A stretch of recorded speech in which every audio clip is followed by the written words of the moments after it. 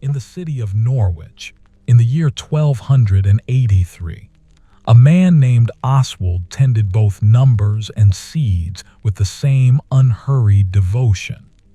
His life moved between the counting house, where silver pennies passed through his work-reddened hands, and the walled garden behind his timber-framed home, where herbs grew in orderly rows beneath the autumn sky. Welcome to this peaceful hour of night. I am honored to share this time with you.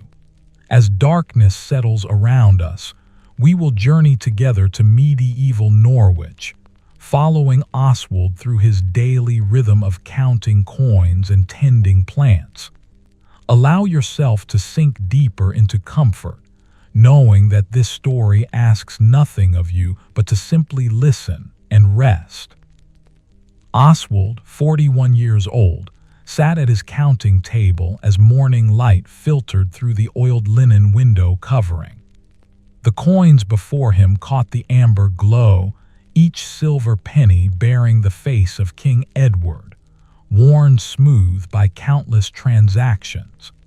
His fingers moved across the metal with practiced ease, sorting the coins into neat stacks, while the scent of beeswax candles mingled with the earthy smell of the wool merchant's ledger open beside him. The counting house was quiet except for the soft clink of silver against wood, a rhythm that had marked his days for more than 20 years. The work required no urgency. Each coin received the same measured attention, turned slowly between thumb and forefinger to check its weight and quality. Oswald hummed plainchant melodies under his breath as he worked, the same tunes he had learned as a boy in the cathedral choir. The melody rose and fell with his breathing, creating a gentle accompaniment to the morning task. Warmth from the brazier in the corner spread through the small room, taking the chill from the October air that seeped through the walls. When the first stack reached 20 coins, Oswald wrapped them carefully in a square of undyed linen and tied the bundle with a hemp cord. His movements carried the ease of long familiarity, fingers knowing exactly how much tension the knot required. The wool merchant would collect these parcels at midday, but there was no rush to complete the count. Time moved slowly in the counting house, measured not by the cathedral bells, but by the steady accumulation of sorted coins and the gradual shift of light across the worn oak table. The scent of bread baking drifted in from somewhere beyond the counting house, mixing with the metallic tang of silver and the musty smell of old parchment. Oswald paused to stretch his fingers, spreading them wide before curling them again, feeling the slight stiffness that always came after the first hour of work. His observant nature caught the way dust motes hung suspended in the beam of light, barely moving in the still air. Through the narrow window, he could see a corner of his garden, where the last blooms of late-season herbs waited for his afternoon attention. The second stack grew coin by coin, each piece placed with deliberate care atop the one before. Some pennies carried scratches from their travels through many hands. Others showed the green tinge of copper beneath the silver coating, a reminder of coins struck when the metal supply ran thin. Oswald sorted these aside without judgment, noting their condition in the careful script he would add to the ledger when the counting was complete. The scratching of his quill on parchment would come later, after his hands had rested and his eyes had turned to the softer work of the garden. Sunlight had shifted higher by the time he finished wrapping the 10th bundle. The warmth on his shoulders felt pleasant, a gentle weight that spoke of the season's mild temperament. Autumn in Norwich brought comfortable days, neither too hot nor too cold, with light that seemed to linger longer than it should, reluctant to yield to winter's approach. Oswald appreciated this quality of the season, the way it held space between the urgent growth of summer and the dormant stillness of winter, offering a middle place where tasks could unfold without haste. He rose from the counting table, his body moving with the same measured pace as his hands at work. The walk from the table to the door took him past shelves lined with scrolls and small wooden boxes containing the records of a dozen merchant accounts. Each box bore a different mark burned into the wool merchant's sheaf of wheat, the cloth dyer's cross staves, the grain seller's simple ear of barley. These marks were as familiar to Oswald as the faces of the men who owned them, each representing years of careful accounting and the trust that came with accurate numbers.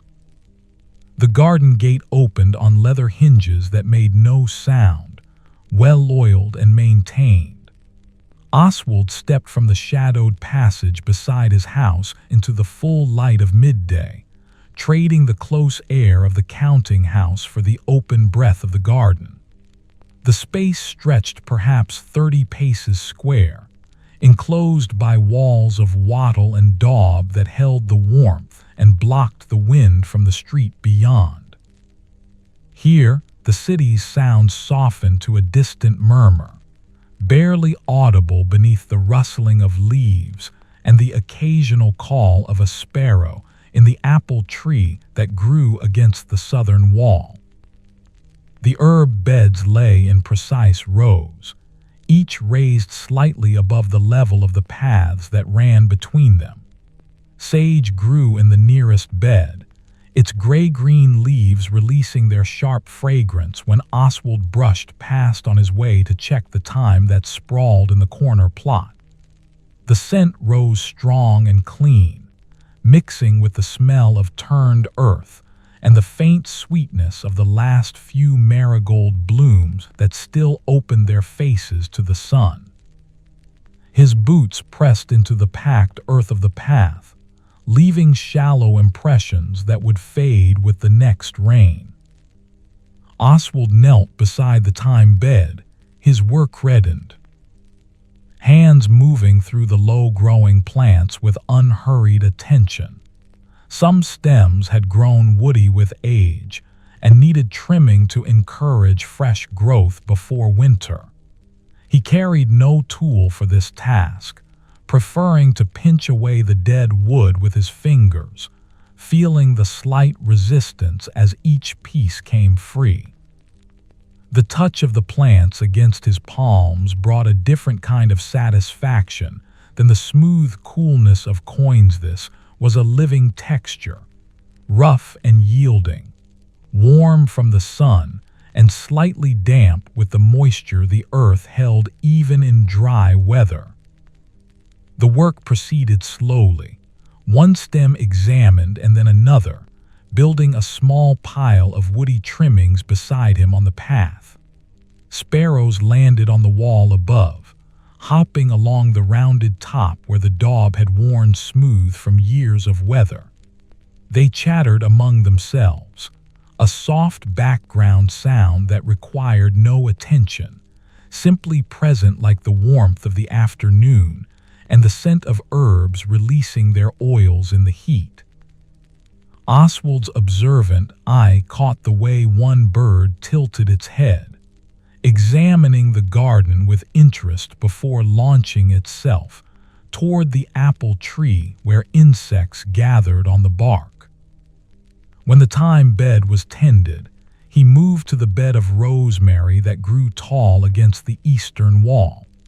This plant had been here when he first came to the house, already established and thriving in the sheltered spot where winter sun reached longest. Its woody stems bore the thickness of many years, and its scent was the strongest of all his herbs, sharp and penetrating, capable of clearing the mind with a single breath. Oswald breathed deeply as he worked, letting the fragrance fill his lungs and settle into his body, bringing with it the calm contentment that defined his temperament in all seasons. The rosemary required less attention than the thyme, only a few brown needles at the base of each stem to remove, and the occasional dead branch to clear away. His fingers worked without thought, guided by years of the same task repeated in this same place. The repetition brought peace rather than monotony, each familiar motion a small confirmation that the world continued in its patterns, that seasons turned and plants grew, and the work of hands produced visible results. This was different from counting coins, where the silver passed through his keeping but never truly belonged to him. The garden was his in a way the counting house could never be. By the time he reached the sage bed again, moving in a slow circle through the garden, the sun had begun its descent toward afternoon. The light took on a richer quality, more amber than white, painting the walls with warm color and deepening the shadows beneath the apple tree. Oswald brushed soil from his fingers and settled onto the wooden bench he had built against the western wall, where he could watch the whole garden at once and feel the retained warmth of the sun-heated timber against his back. The bench held his weight with familiar comfort, its surface worn smooth by countless afternoons spent in this exact spot.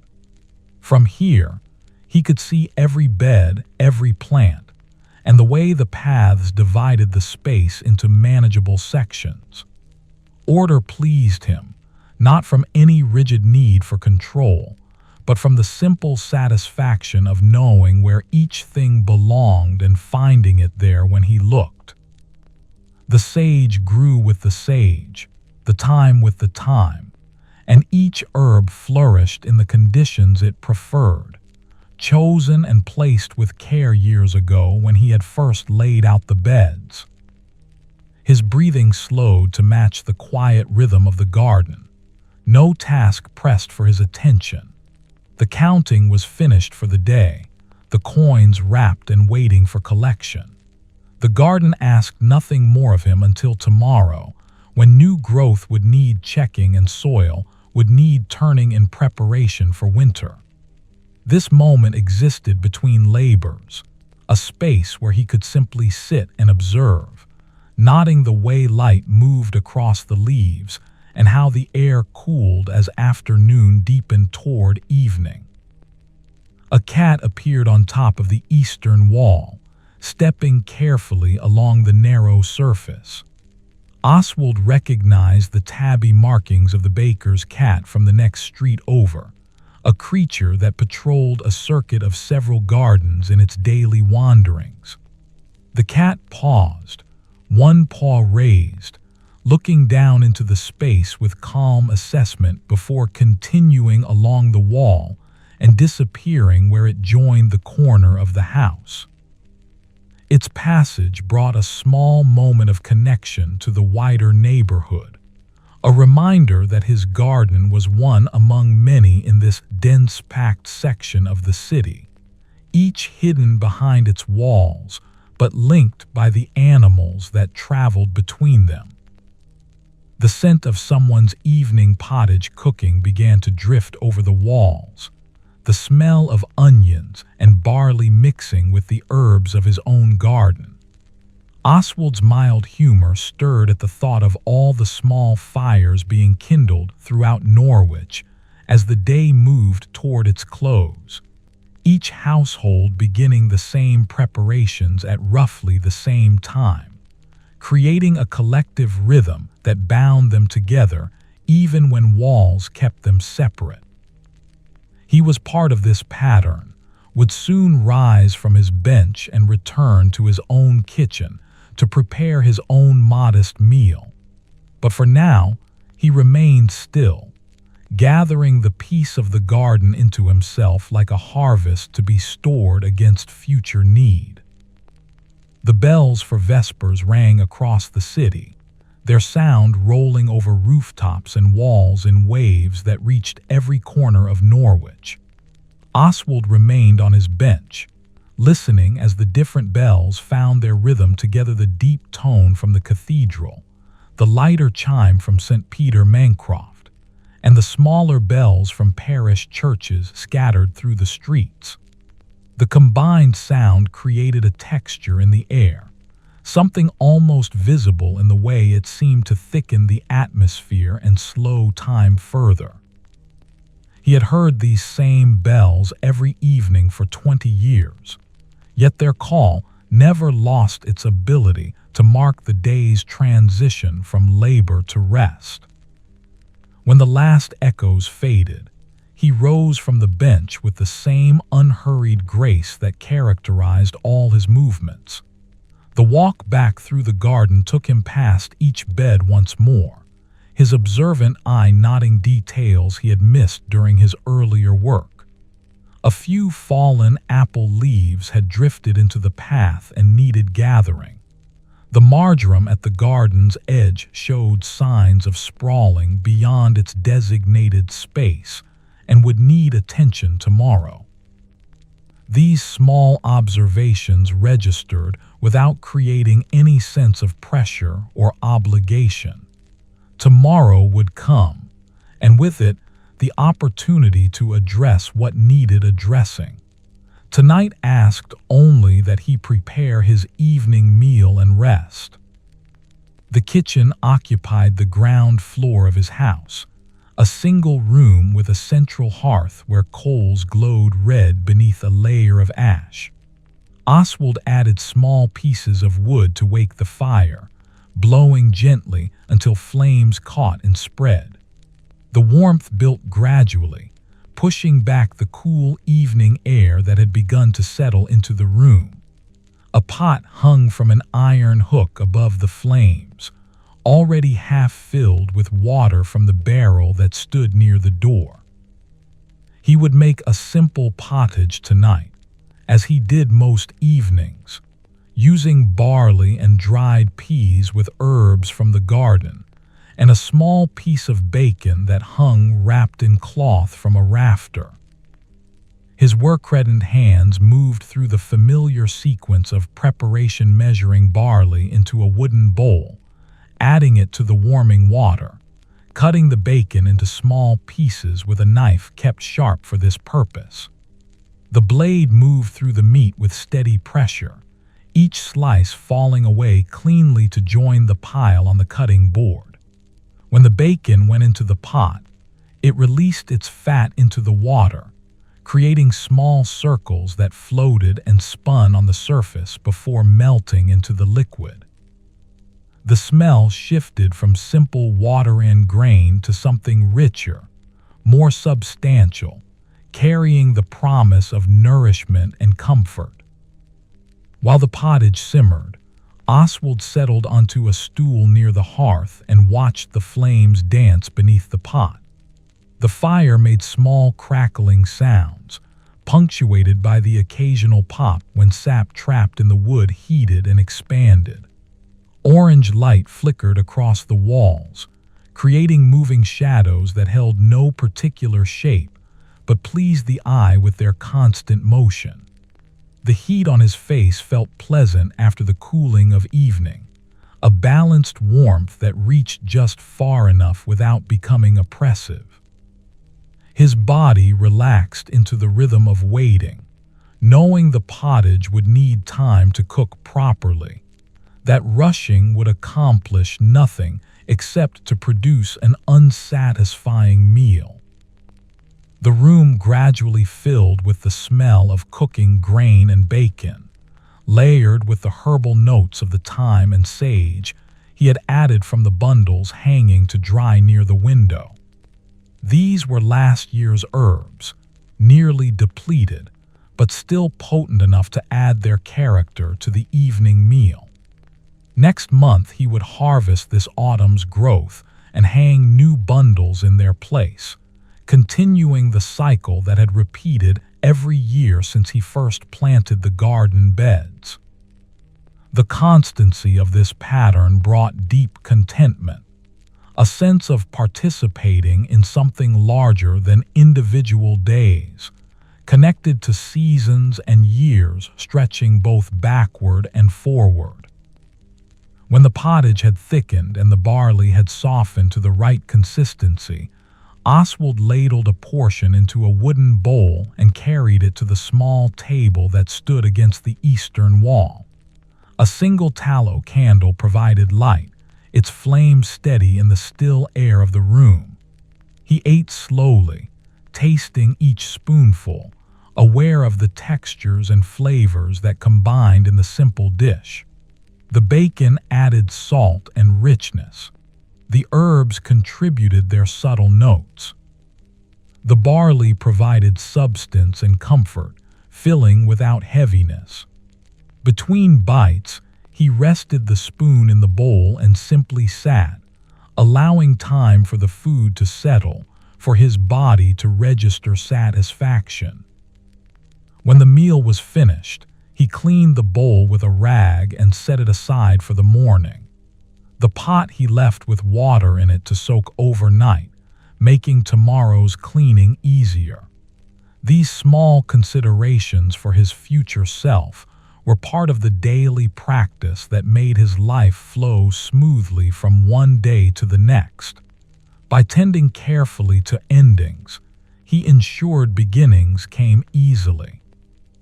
The fire had burned down to coals again, needing no more fuel since he would bank it before climbing the ladder to his sleeping loft. For now, he remained at the table, the candle burning low, his hands resting on the worn wood surface. Through the small window, stars had begun appearing in the darkening sky. Oswald could see only a narrow slice of heaven from where he sat, but it was enough to mark the night's arrival. The city beyond his walls had settled into the evening's quieter rhythm. Voices still carried from the street occasionally, and somewhere a dog barked twice before falling silent. These sounds felt distant, belonging to a world that touched his own but did not intrude upon it. His house existed as a pocket of stillness within the city's larger activity, a place where the day's labors concluded in gentle stages rather than abrupt transitions. He thought briefly about the counting house and the coins that waited there, secured in their locked chest until morning, would bring new accounts to settle. The merchants relied on his accuracy, trusted his careful records and patient attention to detail.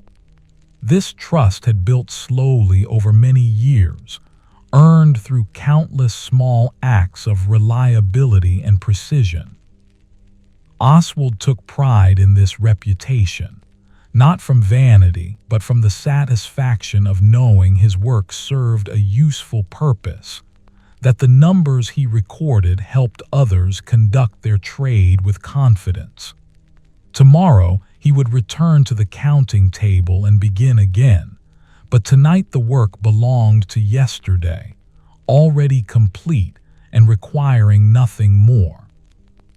The candle had burned to half its length when he finally rose and climbed the ladder to his sleeping loft. The space held only a mattress stuffed with straw and wool, a chest for his few changes of clothing, and a small wooden cross hanging on the wall. Moonlight came through the narrow window, providing just enough illumination to see the familiar shapes of his possessions. He removed his outer tunic and folded it carefully, placing it on top of the chest, then lay down on the mattress and pulled a wool blanket over himself. The fabric smelled faintly of the lavender he had tucked between its folds when he last aired it in the summer sun. Sleep came easily, as it always did. His body knew the signal of darkness and horizontal rest, responding with the same reliable pattern that governed all his days. But before consciousness faded completely, he spent a few moments in the space between waking and sleeping, aware of the blanket's weight, the mattress beneath him, the cool air on his face contrasting with the warmth under the wool. The day had moved from counting coins to tending herbs to preparing food to rest, each phase flowing into the next without friction or resistance. This was the shape his life had taken, and in this shape, he found the deep contentment that defined his temperament in all circumstances. Morning arrived with gray light filtering through the loft window. Oswald woke slowly, allowing awareness to return in gradual stages. First came the sensation of the mattress, then the weight of the blanket, then the cool air, then finally the sounds of the city beginning its day, a cart passing in the street, someone calling a greeting, the clang of the blacksmith's hammer already ringing from his shop 2 streets over.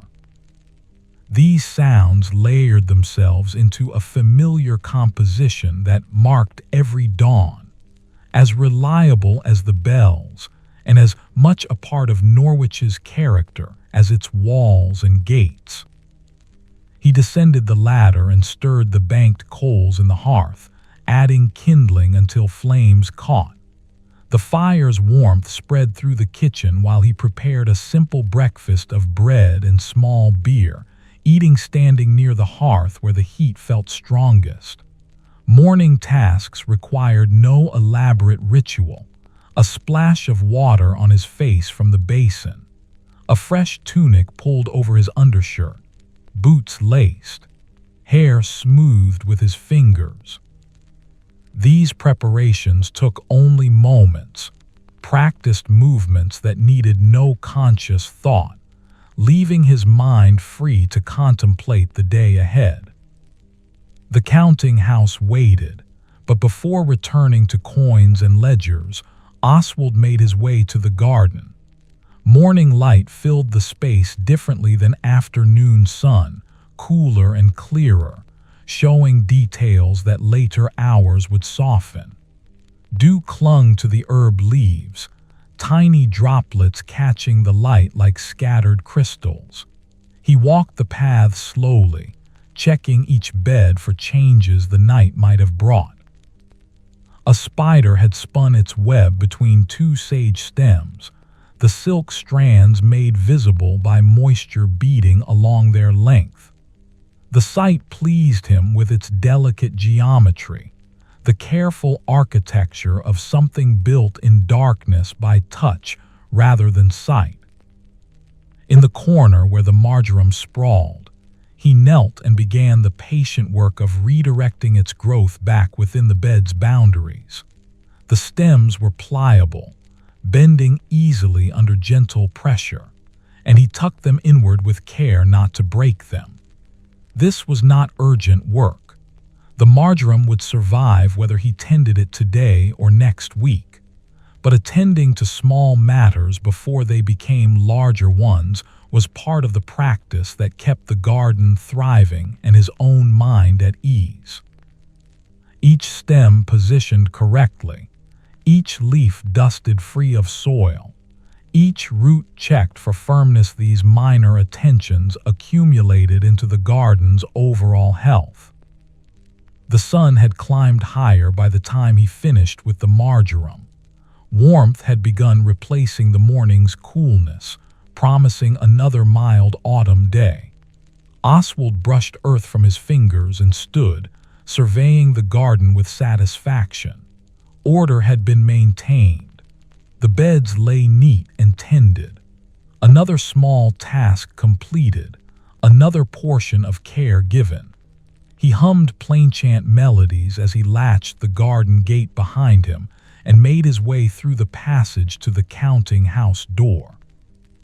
The familiar scent of beeswax and parchment greeted him as he entered. Everything stood exactly as he had left it yesterday, the counting table clear, except for the parcels of wrapped coins, the ledgers stacked on their shelf, the brazier cold in its corner.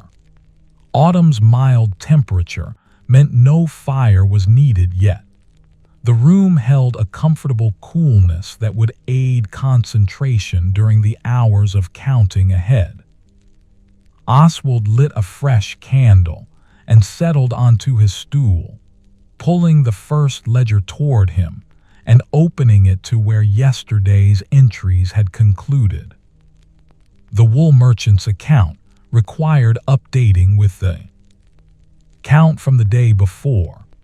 Oswald dipped his quill in the ink pot and began writing the figures in his careful script, each number formed with precision, the ink flowing evenly from the nib to leave clear marks on the parchment. £20, 12 shillings, 8 pence. The numbers told a story of trade completed, value exchanged, the complex web of transactions that kept Norwich's markets functioning. His role was simply to record accurately, to create a reliable reference that both merchant and customer could trust. This modest contribution to the city's commerce satisfied him more than grander accomplishments might have. Between entries, he paused to check the ink's consistency, adding a drop of water when it thickened, wiping the nib clean on a scrap of linen. These small maintenance tasks created natural breaks in the work, moments to rest his eyes and stretch his fingers. The morning moved forward steadily, marked by the gradual filling of parchment pages and the slow journey of sunlight across the counting house floor. No urgency pressed. The ledger would be complete when it was complete, whether that took 3 hours or 5. The accuracy of the numbers mattered far more than the speed of their recording. A knock at the door interrupted the quiet rhythm of his work. Oswald set down his quill and rose to open it, finding the wool merchant himself standing in the narrow passage. The man's face bore the weathered texture of someone who spent time examining fleeces in all weathers, checking quality with experienced eyes and hands. He greeted Oswald with a nod and stepped inside to collect the coin parcels, counting them quickly to verify the expected amount. Their conversation was brief, comfortable in the way of people who had conducted the same transaction many times before. The merchant thanked him, made a small joke about the warm autumn extending the grazing season, then departed with the parcels tucked securely under his arm. Oswald returned to his ledger, but the interruption had shifted something in the morning's rhythm. Rather than resuming immediately, he moved to the window and looked out at the slice of garden visible from this angle. The rosemary bush stood tall against its wall, its blue-green needles barely moving in the still air. Beyond the garden walls, the city continued its daily business, merchants calling their wares, craftsmen working at their trades, servants hurrying on errands. All of Norwich engaged in the complex dance of urban life, thousands of individual purposes weaving together into the larger pattern that sustained them all. His observant nature marked how the garden existed as a point of stillness within this activity. Neither separate from the city nor fully part of its urgency, the garden occupied a middle space, drawing resources from Norwich's wealth while offering in return a pocket of peace, a place where time moved according to plant growth rather than commercial need. This balance pleased him, this participation in city life without submersion in its faster currents. His work with coins connected him to trade and prosperity. His work with herbs connected him to older rhythms, slower changes, the patient unfolding that characterized all growing things. The afternoon found him back in the garden, having completed the morning's accounting and secured the counting house until tomorrow. This time he carried a small wooden bucket filled with water from the barrel, intending to give the herb beds a thorough watering despite the season's general moisture. The soil in some sections had begun to dry, particularly where the southern wall created a rain shadow. Oswald moved from bed to bed, pouring water carefully around the base of each plant, watching it soak into the earth and darken the soil's color from pale brown to rich umber.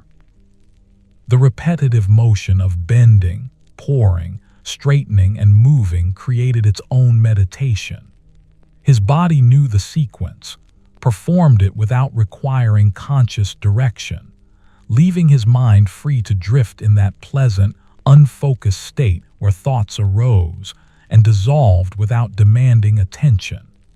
He noticed the way water drops caught on sage leaves before sliding down to join the wetness at the roots. He observed how the thyme's tiny leaves darkened when wet, becoming more vivid in color. These small details registered without analysis, simply present to his awareness like the warmth of afternoon sun on his shoulders and the earthy smell of dampened soil. When the bucket was empty, he returned to the barrel to refill it. The process would repeat until every bed had received attention, a task that would take perhaps another hour at his current pace. There was pleasure in this extended labor, in the way it filled time without consuming it, in how completion came gradually through accumulated effort rather than sudden achievement. The garden responded to consistency rather than intensity, thrived under regular care rather than occasional bursts of attention. This suited Oswald's temperament perfectly, aligned with his preference for steady presence over dramatic action. By the time the last bed had been watered, the sun had begun its descent toward the rooflines to the west. Long shadows stretched across the garden, creating patterns of light and shade that shifted the space's character from the bright clarity of midday to something softer, more diffuse. Oswald set the bucket aside and walked to his bench, settling onto its familiar surface with a small sigh of satisfaction. The day's labors were complete. Evening would bring its own rhythms, but this moment belonged to neither work nor rest, existing in the gentle transition between them. A breeze had picked up, moving through the garden with enough force to rustle leaves and Carrie sensed the sharp tang of rosemary, the sweeter note of the last few marigolds, the green smell of watered earth. Oswald breathed deeply, drawing these fragrances into his lungs and holding them there before releasing. The air felt pleasant moving in and out of his body, cool enough to be refreshing without being cold, still carrying some of the afternoon's warmth. His work-reddened hands lay relaxed in his lap, fingers slightly curved, palms showing the small marks and calluses that came from years of handling coins and working with plants.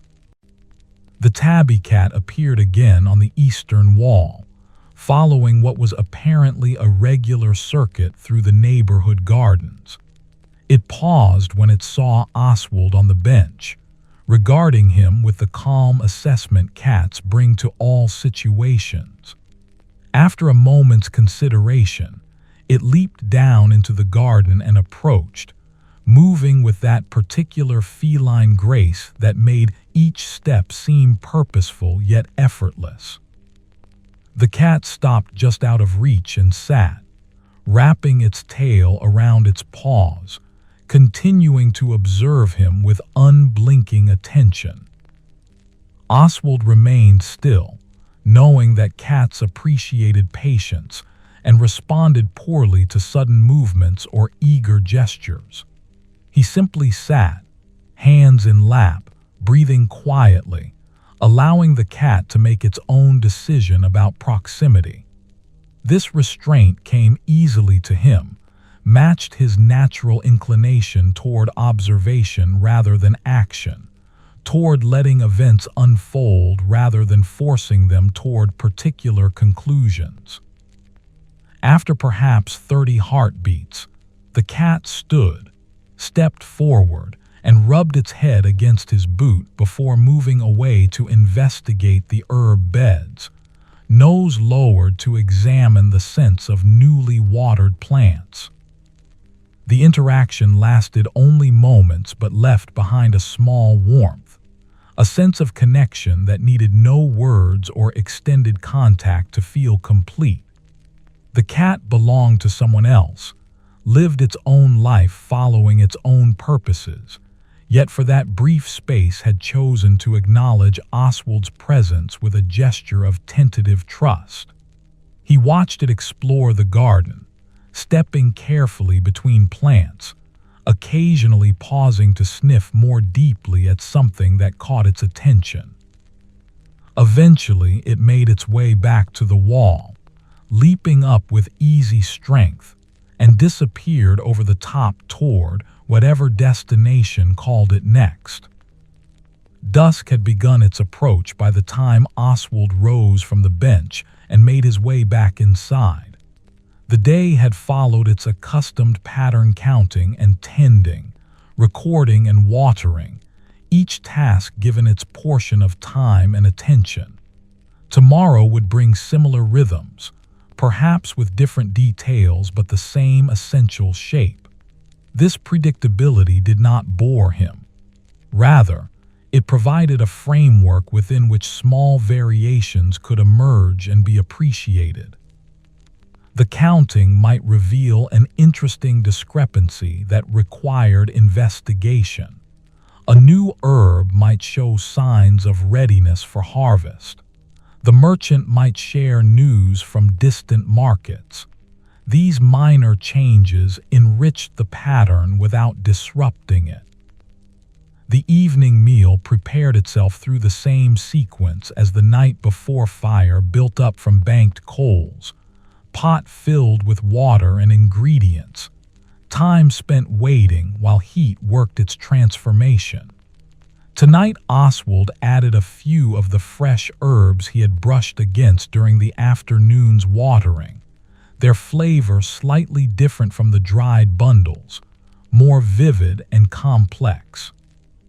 The pottage that resulted tasted subtly distinct from yesterday's version, familiar yet not identical, confirming that even in repetition, variation found space to express itself. After eating, he sat at the table longer than usual, the candle burning steadily beside him while the room darkened around its small pool of light. His thoughts drifted without particular direction, touching on the day's events, the garden's condition, the coins waiting in the counting house, the approaching winter with its different demands and different pleasures. None of these thoughts carried urgency or worry. They simply moved through his awareness like clouds across the sky, present and then passing, leaving behind the same fundamental calm that characterized his waking hours. When the candle had burned to its last inch, Oswald climbed once more to his sleeping loft and settled under the wool blanket. The night was quiet, Norwich having descended into sleep around him, only occasional sounds penetrating the walls. A dog's distant bark, someone's cough from a neighboring house, the wind moving through the thatch above his head. These sounds felt companionable rather than intrusive, reminders that he was part of a larger community even in solitude. connected through walls and proximity to hundreds of other lives, following their own rhythms through darkness toward morning. His last thought before sleep claimed him completely was of the garden, how it would look in tomorrow's light, what changes might have occurred overnight, what small attention it might need. Then even this thought dissolved, and there was only the blanket's warmth, the mattress beneath him, the darkness behind closed eyelids, and the slow, steady rhythm of breath moving in and out, carrying him down into the deep rest that renewed body and spirit for whatever the next day might bring. Morning arrived with the cathedral bells ringing for lauds, their deep tones rolling across the city while darkness still held the streets. Oswald woke to the familiar sound, lying still under his blanket while awareness returned gradually. The air in the loft felt cool against his face, but beneath the wool he remained cozy and warm, reluctant to leave this comfortable nest. He allowed himself these moments of transition, neither fully asleep nor completely awake, simply present in the space between, feeling the mattress support his body and hearing the city begin its daily stirring beyond his walls. When he finally rose and descended the ladder, the kitchen lay in deep shadow, only the faintest gray light coming through the small window. He stirred the coals and built the fire higher than usual, seeking its warmth against the morning's chill. October was showing its gradual shift toward winter, each dawn arriving a bit cooler than the one before, the change so incremental as to be barely noticeable day to day, but unmistakable when compared to the mild warmth of a month ago. Oswald held his hands toward the flames, feeling heat seep into his fingers and palms, grateful for fire's reliable gift. Breakfast was the same bread and small beer as yesterday, but he took his time with the meal, standing near the hearth and watching the flames while he chewed slowly. The bread had a pleasant density, made from barley flour ground at the mill beyond the city's eastern gate. Each bite required thorough chewing, giving his jaw something to work at while his mind remained peaceful and unfocused. The beer was mild, slightly sweet, made by the widow who lived 3 houses down and sold her brew to neighbors at a fair price. These simple foods sustained him adequately, asking nothing elaborate in their preparation, fitting well with his preference for uncomplicated routines. The counting house called, but Oswald decided to visit the garden first this morning, drawn by curiosity about how the previous afternoon's watering had affected the plants overnight.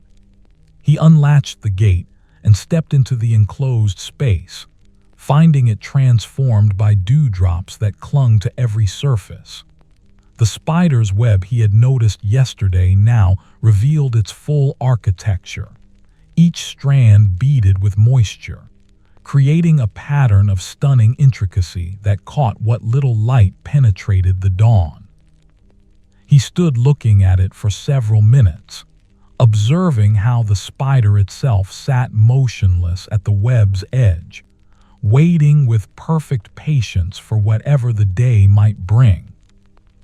The herb beds showed the effects of watering in their refreshed appearance, leaves more upright, colors more vivid despite the dim light.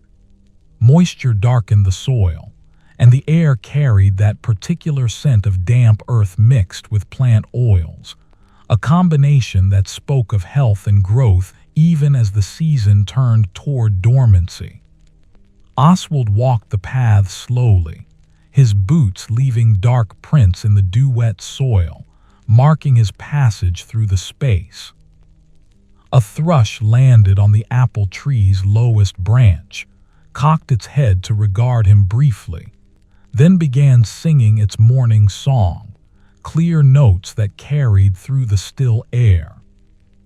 The bird's melody followed him as he completed his circuit of the garden and returned inside to prepare for the day's accounting work.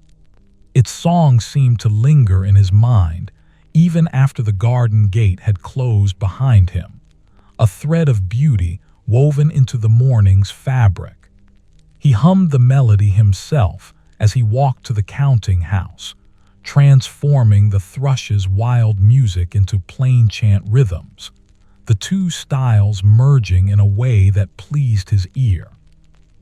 This tendency to hum while working had been with him since youth, a habit so ingrained that he rarely noticed himself doing it, though others occasionally remarked upon it. The counting house welcomed him with its familiar proportions and arrangements. Everything stood ready, the table clear, the ledgers organized, the ink pot filled, fresh candles waiting to be lit. Oswald settled onto his stool and drew the cloth merchant's account toward him, opening it to study the figures recorded there. This merchant dealt in wool cloth dyed in the vats near the river, producing fabric in shades of blue and green and russet brown, colors that came from wood and madder and walnut hulls. The account showed steady trade, neither expanding dramatically nor contracting, maintaining the same reliable volume it had held for years. Today's task involved reconciling the merchant's latest payment with the outstanding balance, a straightforward calculation that required only careful attention to avoid errors. Oswald dipped his quill and began writing, forming each number with the same precision he brought to all his recordings. The scratch of the nib on parchment created a soft, rhythmic sound that accompanied his humming, the two together forming a quiet symphony of solitary labor. Time passed in this manner, measured not by bells but by the gradual filling of parchment lines and the slow consumption of ink from the pot. Sunlight had strengthened and shifted by the time he reached the end of the cloth merchant's account. The figures balanced perfectly, debited matching credits, the final sum arriving exactly where it should. This correctness brought satisfaction, the pleasure of a task completed accurately, of numbers that told their story without confusion or contradiction. Oswald blotted the final entry carefully, ensuring the ink would not smear, then closed the ledger and returned it to its place on the shelf. His work-reddened hands bore small ink stains on the fingertips, marks of his profession that no amount of washing completely removed, permanent reminders of how he spent his days. The next account belonged to a grain merchant who traded in wheat and barley, buying from farmers in the surrounding countryside and selling to Norwich's bakers and brewers. This ledger required more complex calculations, as grain prices fluctuated with the harvest's quality and the season's progression. Oswald approached it with the same patient attention he gave to simpler tasks, knowing that hurrying would only invite mistakes, that accuracy came from taking whatever time the work required. He pulled the ledger toward him and opened it, scanning the previous entries to refresh his memory of where matters stood. Before he could begin writing, however, a knock came at the door. Oswald set down his quill and rose to answer, finding a young apprentice standing in the passage, a boy perhaps 13 years old with the grain merchant's mark on his tunic. The apprentice delivered his message in a rush of words.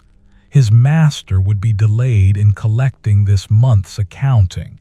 Could it be held until next week? Apologies for the inconvenience. Oswald nodded his understanding, assured the boy this posed no difficulty, and watched him hurry away down the passage, his boots loud on the packed earth. This change in schedule mattered little. The ledger could wait as easily as it could be completed today. Flexibility served better than rigid adherence to plans, allowing for the inevitable variations that arose in daily life. Oswald returned to his stool, but decided against starting the grain merchant's complex calculations, choosing instead to use the unexpected time for a task that needed no deadline, organizing the collection of small wooden tallies that served as receipts for minor transactions. These tallies had accumulated in a basket beneath the table, each one representing a small debt or payment, marked with notches to indicate amounts. He spread them on the table's surface and began sorting them by merchant, creating separate piles for each trader he served. The wood felt smooth under his fingers, worn by handling, each tally unique in its notch pattern yet similar in basic form. This sorting required no intense concentration, allowing his mind to drift while his hands performed the familiar work. He thought about the garden, wondering whether the marjoram had stayed within its boundaries or needed another adjustment, considering which herbs would be ready for a final harvest before winter's frost made them bitter. The tallies gradually organized themselves into neat arrangements. When the last one had found its pile, Oswald wrapped each group with a length of thin cord and labeled it with a small parchment tag indicating the merchant's name. These bundles he returned to the basket, now orderly instead of jumbled, ready to be matched against future accounting entries. The task had taken perhaps half an hour, time that might have felt wasted if spent idle, but instead produced useful results while requiring minimal mental effort. This balance between productivity and ease characterized much of his work, a middle path between intense focus and complete rest. The morning had aged considerably by the time he secured the counting house and made his way back to the garden. The sun had climbed high enough to fill the space with warm light, though shadows still clung to the northern wall where the angle prevented direct illumination. Oswald walked to the bed where winter savory grew, its small leaves releasing their peppery scent when he brushed against them. This herb would survive the cold months, remaining green even when snow covered the ground, one of the few plants that required no special protection against frost's bite. He knelt beside the bed and began pulling small weeds that had appeared since his last inspection. These invaders were tiny, barely more than seedlings, but left unchecked they would compete with the savory for soil nutrients and space. His fingers worked through the soil, feeling for the slight resistance that indicated a root system, then pulling gently but firmly to extract each weed completely. The repetitive motion created its own rhythm, and he found himself humming again, the plain chant melodies flowing naturally while his hands continued their practiced work. A ladybug crawled across a savory leaf, its red shell bright against the green. Oswald paused to watch its progress, the insect moving with deliberate slowness, antennae waving to sense its path. When it reached the leaf's edge, it simply stepped into air, wings unfolding from beneath the shell, and flew away in a stumbling flight that somehow arrived where it intended despite appearing chaotic. The sight brought a slight smile to his face, that characteristic expression of mild humor that touched his features occasionally, never loud or dramatic, just a subtle shift that reflected inward pleasure at small absurdities. The weeding completed, he moved to the apple tree and examined its trunk for signs of damage or disease. The bark showed a few places where insects had bored small holes, but nothing that suggested serious infestation. Lichen grew on the northern side, forming pale green patches that added their own character to the tree's appearance without causing harm. The apples had been harvested weeks ago, the fruit stored in the cool cellar beneath the house, slowly being consumed through autumn and winter. Next spring the tree would bloom again, white flowers that attracted bees and filled the garden with their delicate fragrance, beginning another cycle of growth and fruiting. Time had slipped past noon while he worked. Oswald's stomach reminded him with a quiet growl that he had eaten only bread hours ago, that the body required regular nourishment to sustain its labors. He returned to the kitchen and prepared a simple midday meal: cheese cut in thick slices, more bread, and apple from the cellar stores. He ate standing at the table, looking through the window toward the narrow slice of street visible from this angle. A cart passed, wheels creaking under a load of firewood. Two women walked by, deep in conversation, their voices rising and falling though their words remained indistinct.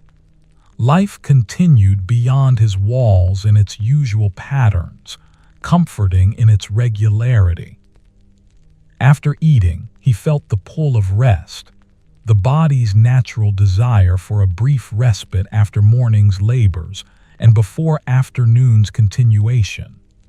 Oswald climbed back to his sleeping loft and lay down on the mattress without removing his boots, pulling the blanket over himself loosely. The wool's weight felt pleasant, comforting without being hot, and he closed his eyes, not seeking deep sleep, but rather that lighter state of rest where consciousness remained but demands faded. Outside, the city maintained its constant hum of activity, but here in this elevated space, the sounds softened to a distant murmur that required no attention. He dozed perhaps 20 minutes, maybe 30, time becoming fluid in that state between waking and sleeping. When he stirred and opened his eyes, the quality of light through the window had barely changed, confirming that only a brief period had passed. The rest had refreshed him nonetheless, clearing the slight fatigue that had begun to accumulate, renewing his energy for whatever the afternoon might require. He descended the ladder and splashed water on his face from the basin, the coolness bringing full alertness back to his senses. The afternoon called him toward a different task than accounting or gardening. Oswald had been considering for several days the need to repair one of his tunics, which had developed a tear along the sleeve seam. Mending was not work he particularly enjoyed, lacking the immediate satisfaction of completed calculations or tended plants, but it fell within the range of necessary tasks that life required. He retrieved the tunic from his chest in the loft and brought it down to the kitchen table, where better light would aid the close work of sewing. His sewing kit was simple: a few needles kept in a scrap of leather, thread wound on a small wooden bobbin, and a pair of shears for cutting. These tools had served him for years, requiring minimal care beyond keeping the needles free of rust and the shears' blades sharp. Oswald threaded a needle with linen thread, knotting the end carefully, then began working the needle through the fabric where the seam had separated. Each stitch required pushing the needle through resistant material, pulling the thread taut, positioning for the next insertion. The work demanded attention but not intense concentration, a middle level of focus that allowed thoughts to wander while hands remained busy. He worked slowly, ensuring each stitch was properly placed and firmly set, building a repair that would hold under normal wear. The torn section was perhaps 4 inches long, requiring 24 stitches to close completely.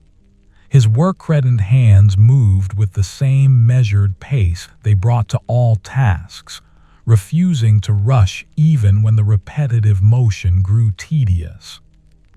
This patience was fundamental to his nature, woven so deeply into his character that hurrying would have felt foreign, uncomfortable, like wearing another person's clothing that fit poorly despite being the right size. The mending finished, he held up the tunic to inspect the repair. The stitches showed clearly, not invisible but functional, serving their purpose of holding fabric together. Appearance mattered less than durability, and he felt confident the seam would survive many more months of wear before requiring attention again. Oswald folded the tunic and set it aside, planning to return it to the chest later. For now, the afternoon remained, and the garden called with its perpetual invitation to observe and tend. Outside, the light had taken on autumn's particular golden quality, rich and warm, painting everything it touched with amber tones. Oswald walked the familiar paths, noting small changes since morning. A few leaves fallen from the apple tree, a spider web relocated to a different corner, the angle of shadows shifted by the sun's progress. These minor alterations marked time's passage, visible evidence of the world's constant subtle transformation. Nothing remained exactly as it was, yet the changes came so gradually that each moment felt stable, creating an illusion of permanence that the observant eye could see through without being disturbed by the recognition. He settled on his bench, the wood warm from afternoon sun, and simply sat. No task demanded completion, no urgency pressed. This moment existed for its own sake, requiring nothing beyond presence and attention.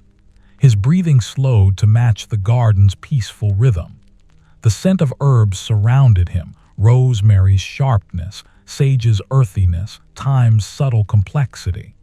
A breeze moved through the space, rustling leaves and carrying away the day's accumulated warmth by small degrees.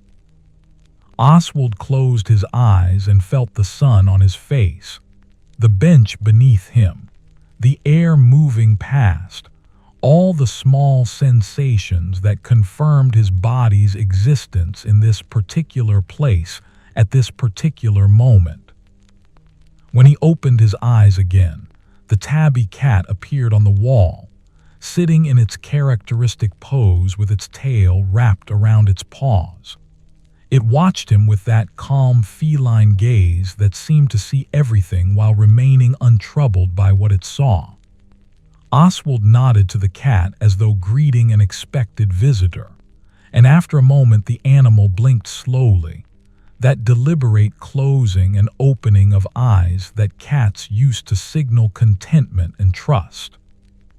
Then it stood, stretched with exaggerated care, and continued along the wall toward whatever destination called it, leaving Oswald alone again in the afternoon's gentle light. The bells for Vespers rang across Norwich, marking the day's movement toward evening. Oswald remained on his bench, listening to the overlapping tones create their complex harmony, then fade into the general sounds of the city settling toward dusk. This daily marker had structured his life for so long that he could barely imagine existence without it. The bells dividing time into manageable sections, each period with its characteristic activities and rhythms. Soon he would need to prepare the evening meal, but not quite yet. A few more minutes could be claimed for simply sitting, for the pleasure of rest after a day of varied labors, for the deep contentment that filled him when he paused to recognize it. The evening unfolded in its accustomed pattern, fire built up, pottage prepared, meal eaten slowly at the table while candlelight pushed back the darkness. Tonight Oswald added dried peas that had been soaking since morning, their texture soft after hours in water, absorbing the flavors of bacon and herbs to become substantial and satisfying.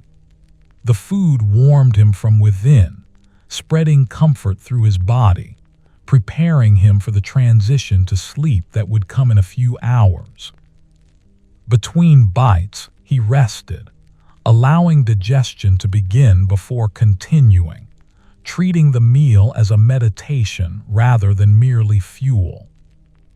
After cleaning his bowl and banking the fire, he climbed to his loft earlier than usual, feeling fatigue settling into his muscles and bones. The day had not been particularly strenuous, but the accumulated weight of small labors created a pleasant tiredness that invited rest. Oswald removed his tunic and settled under the blanket, the wool's familiar weight immediately comforting. Through the window, stars had begun appearing in the deepening sky, tiny points of light that had watched over countless human generations, remaining unchanged while kingdoms rose and fell, while cities grew and individuals lived out their brief spans. His last waking thought was of tomorrow, how it would bring similar patterns with different details, how the counting house would offer new figures to record, how the garden would show further small changes, how meals would be prepared and eaten, and the day would move from dawn through afternoon to dusk. This predictability did not bore or trouble him. Rather, it provided a foundation of stability within which he could notice variations and appreciate small pleasures. Then sleep claimed him completely, and there was only darkness and the slow rhythm of breath, carrying him deep into the night's restorative embrace, preparing body and spirit for whatever the next dawn might bring, knowing that when morning arrived, the pattern would continue, reliable and comforting in its familiar shape. The next morning arrived with frost painting delicate patterns on the loft window, the first true sign that autumn was yielding to winter's approach. Oswald woke to find his breath visible in the cool air, small clouds forming with each exhalation. The blanket had kept him warm through the night, creating a pocket of heat that now felt reluctant to leave. He lay still for several minutes, observing how the frost transformed the window into something almost beautiful. Ice crystals arranged in fern-like formations that caught the early light and broke it into subtle rainbow fragments. When he finally descended the ladder, the kitchen felt notably colder than previous mornings. The banked coals still held some warmth, and he coaxed them back to life with more urgency than usual, adding kindling and then larger pieces of wood, until flames rose strong enough to push back the chill. He stood close to the fire while it built, hands extended toward the heat, grateful for its reliable transformation of wood into warmth. The change in temperature reminded him that certain preparations could no longer be delayed. The garden would need protection, Some herbs would require covering, and the counting house might benefit from the brazier being lit. Breakfast was hurried this morning, eaten standing near the hearth while his body gradually warmed. The bread felt harder than usual, the cold having stiffened it overnight, requiring more effort to chew. The beer was similarly affected, its temperature lowered enough to make drinking it less pleasant. These small discomforts would pass as the day progressed and the sun climbed higher, but they marked a threshold crossed, a reminder that the mild days of recent weeks had been temporary gifts rather than permanent conditions. Winter was asserting itself, making its presence known through frost and chill, demanding acknowledgement and response. After eating, Oswald dressed in his heavier tunic, the one made from thicker wool, and wrapped a cloak around his shoulders before venturing to the garden. The gate's leather hinges felt stiff from cold, requiring more force than usual to push open. Inside, the transformation was striking. Every surface bore frost, the herb leaves edged in white, the paths dusted with crystalline powder, the spider webs heavy with frozen moisture that turned them from invisible to spectacular. The sight held him motionless for several heartbeats, overwhelmed by the sudden beauty that cold had created from familiar elements. He walked the paths carefully, boots crunching on frost-hardened earth, examining how each plant had responded to the night's chill. The tender herbs, basil and the last of the summer savory, had blackened and collapsed, their growing season definitively ended. But the hardy perennials showed no damage, their leaves merely decorated with frost that would melt once the sun reached them. The rosemary stood unchanged, its woody stems and tough needles impervious to temperatures that destroyed softer growth. This resilience pleased Oswald, confirming his choice to plant species that could withstand Norwich's winters without elaborate protection.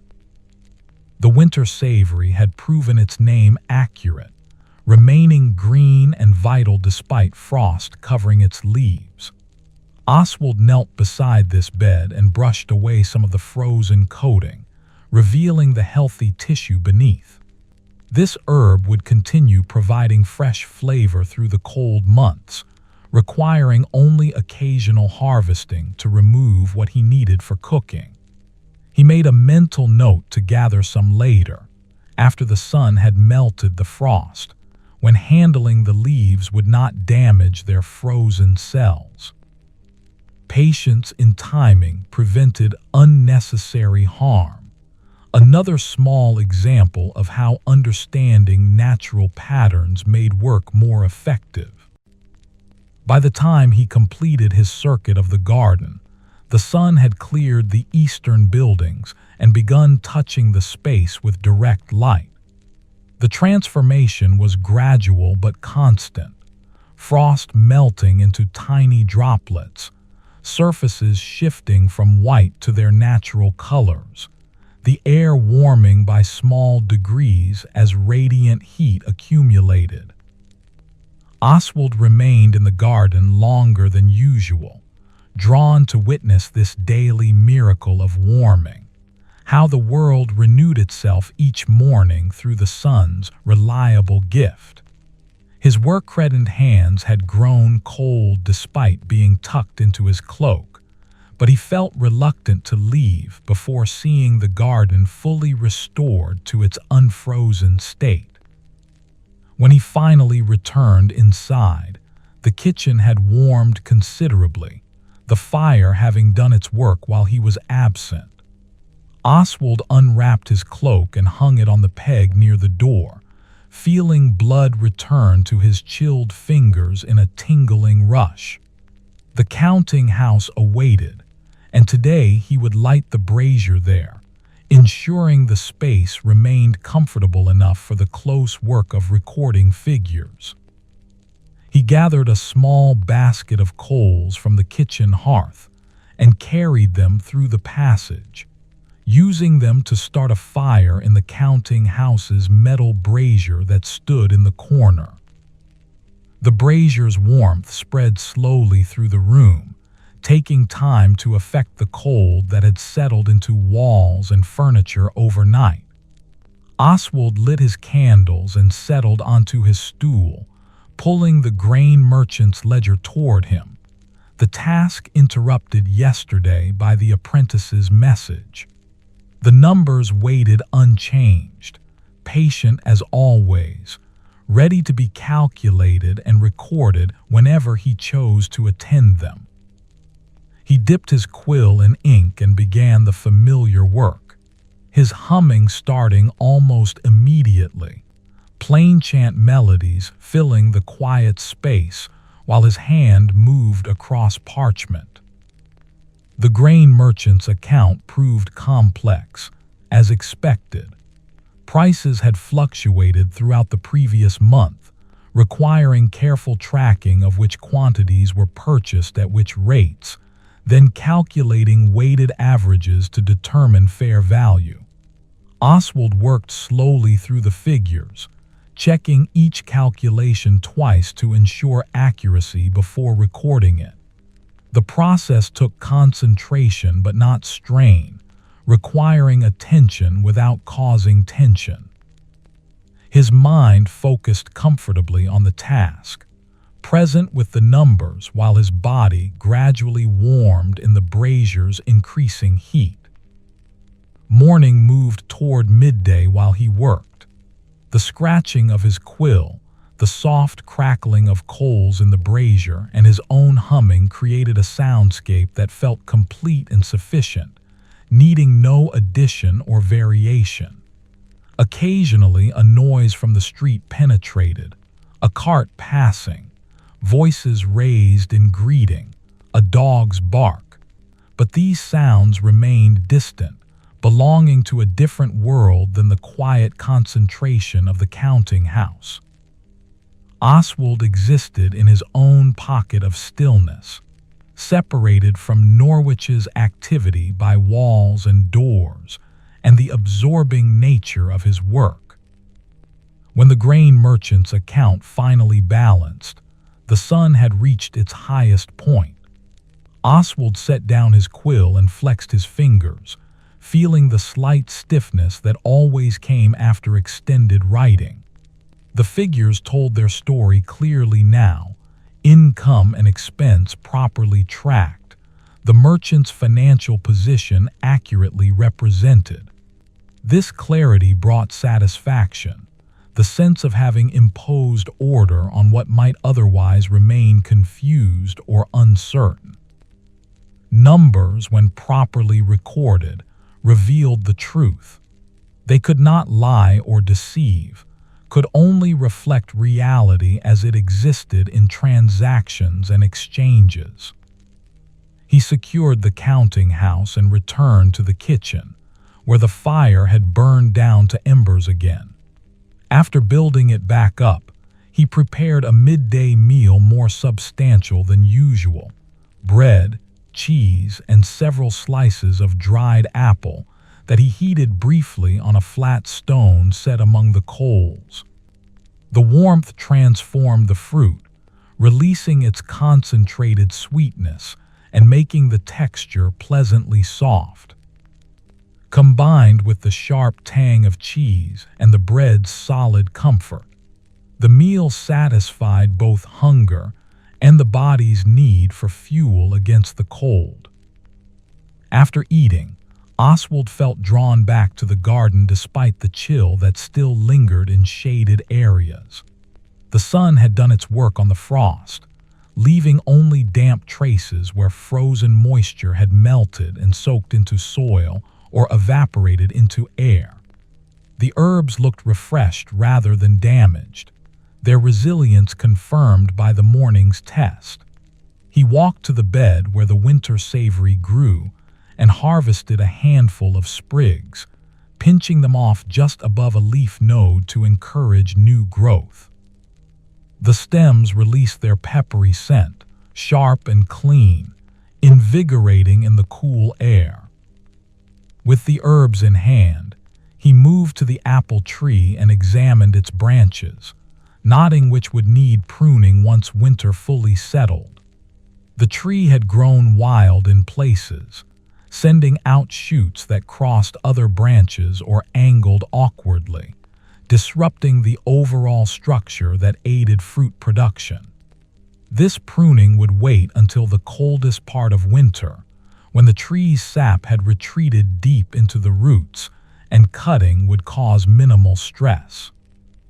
For now, he simply observed and planned, making mental notes of which branches would be removed and how the tree's shape might be improved through careful selection. A robin had claimed the garden as part of its winter territory, and Oswald spotted it now perched on the wall, its red breast bright against the gray stone. The bird regarded him with that characteristic sideways tilt of head that small birds use to examine their world. Unlike the summer visitors who would flee to warmer regions, this robin would remain through the cold months, finding sustenance in berries and seeds and the occasional insect discovered in bark crevices. Oswald appreciated this loyalty to place, this willingness to endure winter's hardships rather than seeking easier conditions elsewhere. The afternoon light had shifted to its characteristic golden quality by the time he settled on his bench. The wood felt cold against his body even through his cloak, but he remained anyway, drawn by the garden's peaceful atmosphere and the pleasure of simply observing without agenda or intention. Shadows lengthened across the space, reaching from the walls toward the center, creating patterns that changed visibly if he watched long enough. The breeze that had been present earlier had died completely, leaving air so still that individual leaf movements became noticeable, tiny adjustments as weight shifted or moisture evaporated. His breathing synchronized with this stillness, becoming slow and deliberate, each inhalation drawing cool air deep into his lungs, each exhalation releasing it in visible clouds that quickly dissipated. The rhythm felt meditative, connecting him to the garden's own patterns of growth and rest, activity and dormancy. Plants understood cycles in ways humans often forgot. They knew when to push toward growth, and when to retreat inward, when to flower, and when to consolidate resources for survival. Oswald found wisdom in this understanding, applied it to his own life through measured routines and patient attention to natural timing. The tabby cat did not appear this afternoon, its circuit perhaps altered by the cold or by feline calculations about where warmth could be found. The garden felt emptier without its occasional presence, though this absence created no real lack. The space remained complete in itself, needing no additional elements to justify its existence or provide its value. Oswald sat within this completeness, part of the garden yet separate from it, observing while being observed by whatever insects or birds or small creatures might notice his presence. When the bells for vespers rang, he stirred from his stillness and rose from the bench. His body had grown cold despite the cloak, muscles stiffened from sitting motionless in autumn air. He moved slowly toward the gate, feeling each joint protest slightly before warming to motion. The kitchen's heat would restore flexibility and comfort, but he accepted this temporary discomfort as part of the day's experience, neither fighting it nor complaining, simply acknowledging it as reality and moving forward through it. The evening's preparations took longer in the cold. Water needed heating more thoroughly before adding to the pottage pot. The fire required more fuel to maintain adequate warmth. Oswald worked through these tasks with his characteristic patience, refusing to rush even when the chill made comfort seem urgently desirable.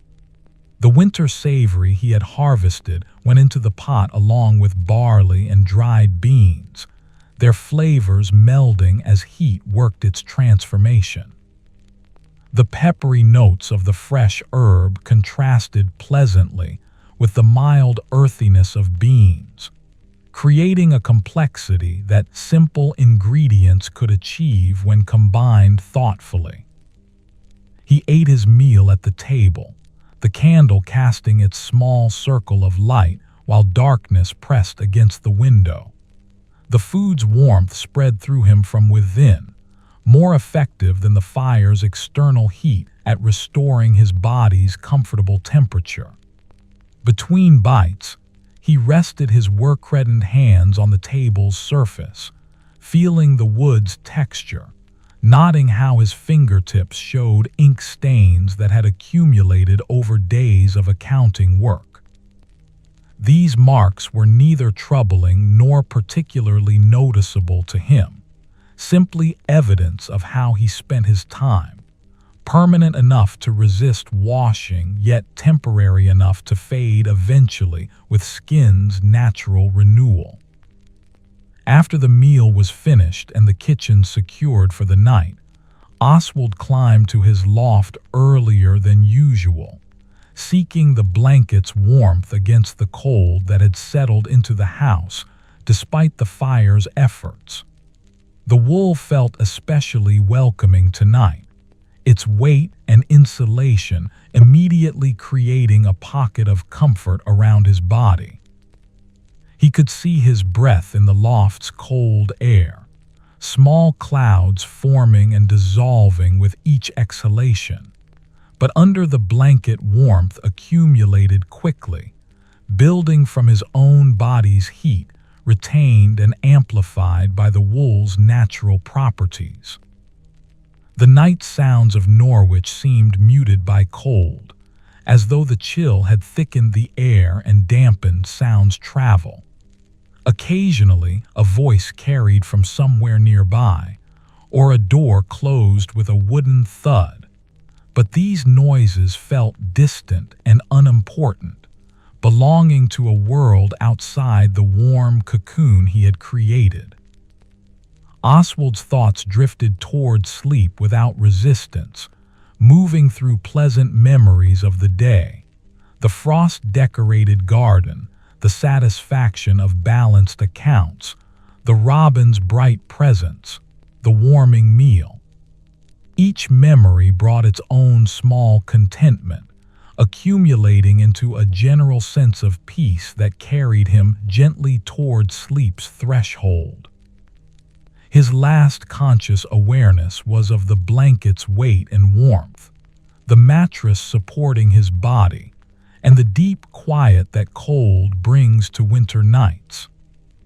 Then even this awareness dissolved, and there was only the darkness of sleep, deep and restorative, carrying him through the hours until dawn would bring new light, new tasks, new small pleasures to observe and experience, continuing the pattern that had shaped his days for 20 years and would shape them for however many years remained, reliable and comforting in its familiar rhythm.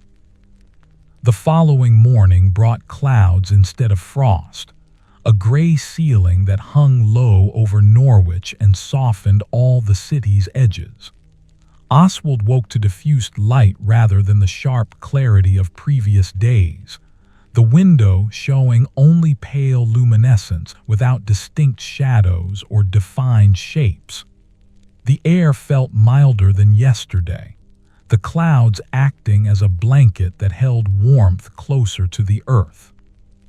He rose without hurrying, grateful for this reprieve from the biting cold, and descended to find the kitchen still holding some of the previous evening's heat.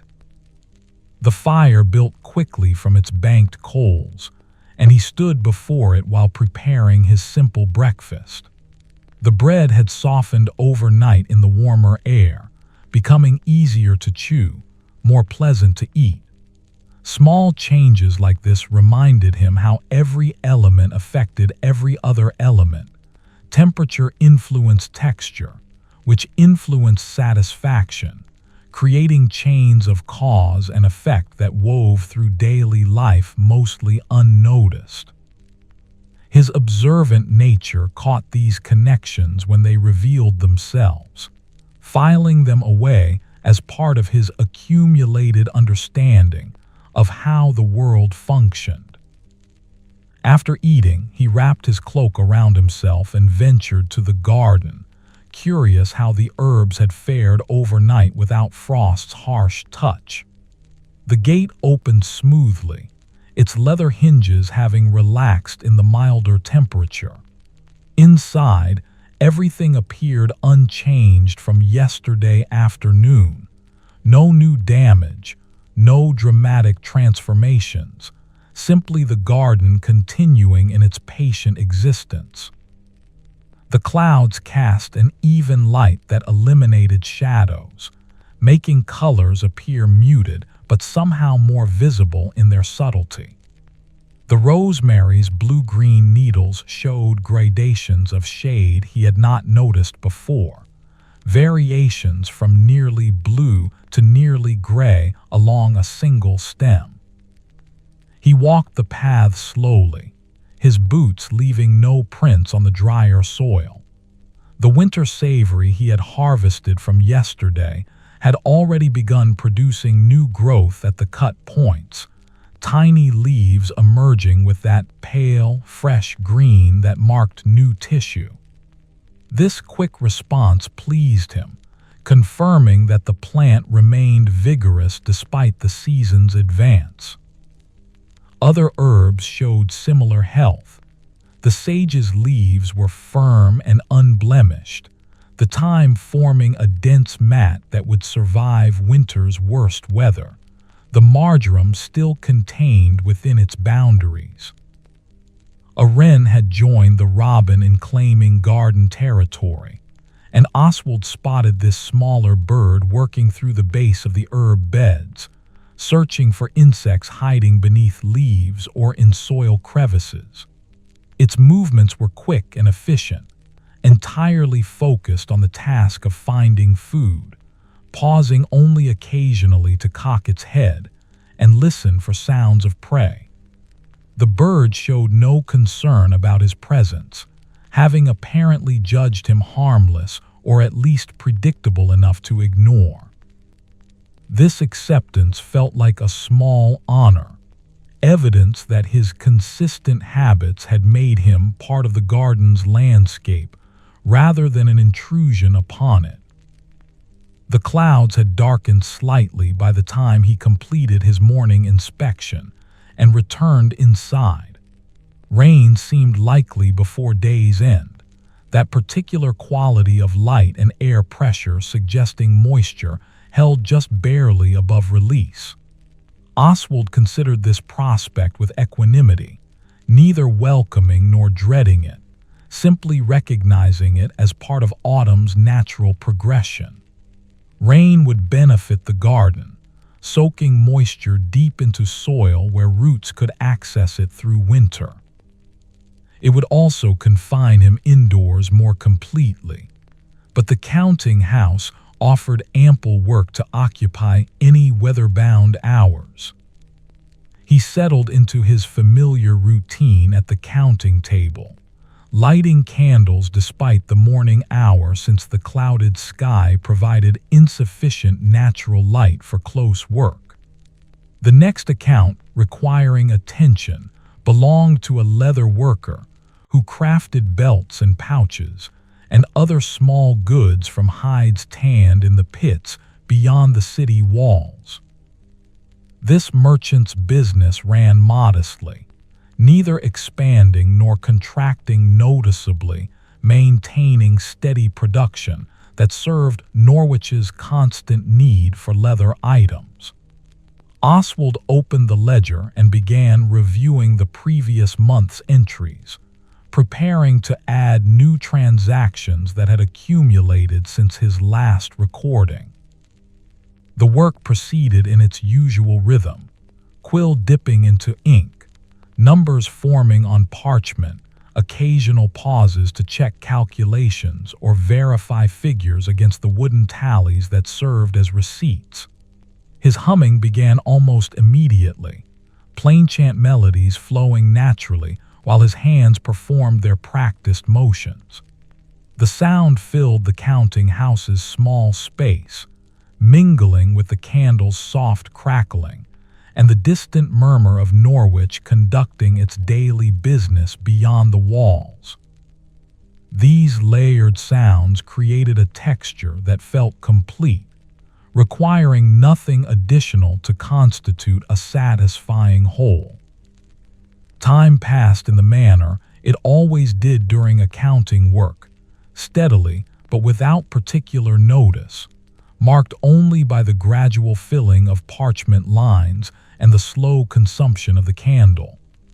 Oswald existed within the task's requirements, present with the numbers, his mind engaged but not strained. The work demanded accuracy but not creativity, attention but not inspiration, making it suited to his temperament's preference for steady application over dramatic effort. Each figure recorded brought small satisfaction, accumulating into larger contentment as the ledger progressed toward completion.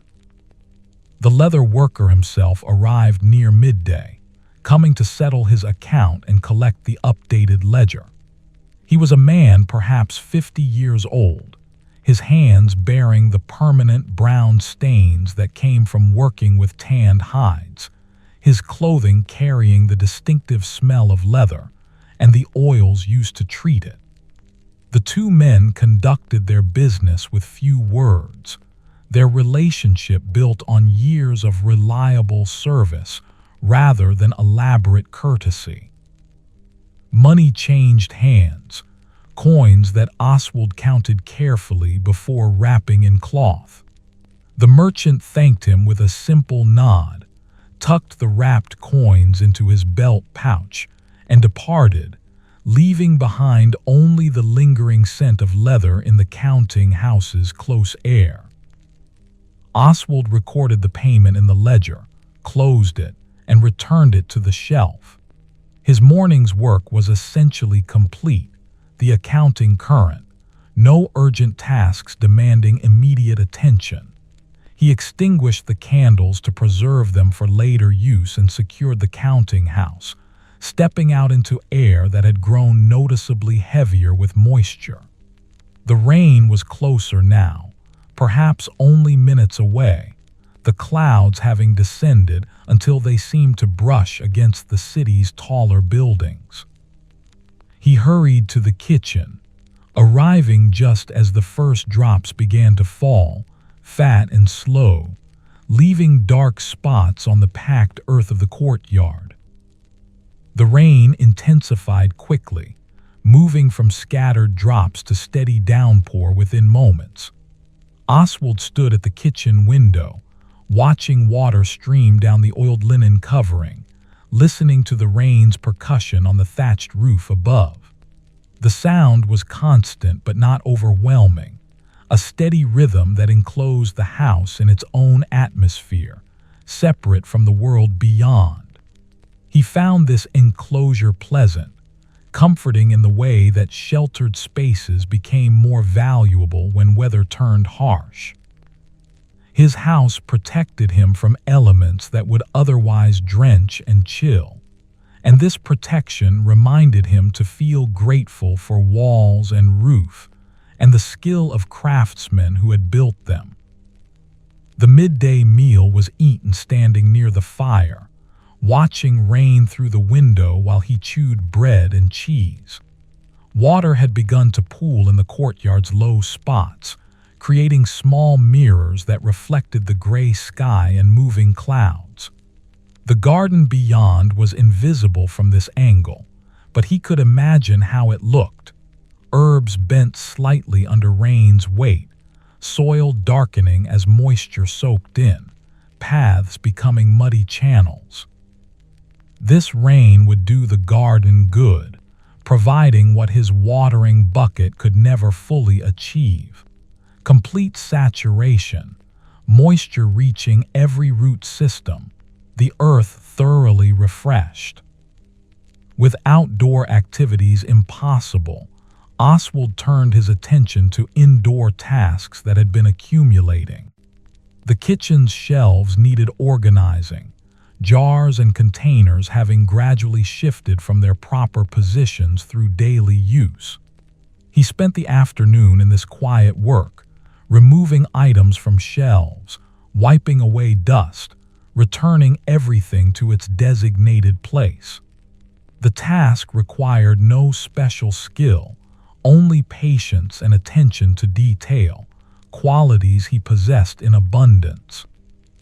His work-reddened hands moved through the familiar objects: ceramic jars containing dried herbs, wooden boxes holding salt and peppercorns, clay vessels filled with preserved fruit from summer's harvest.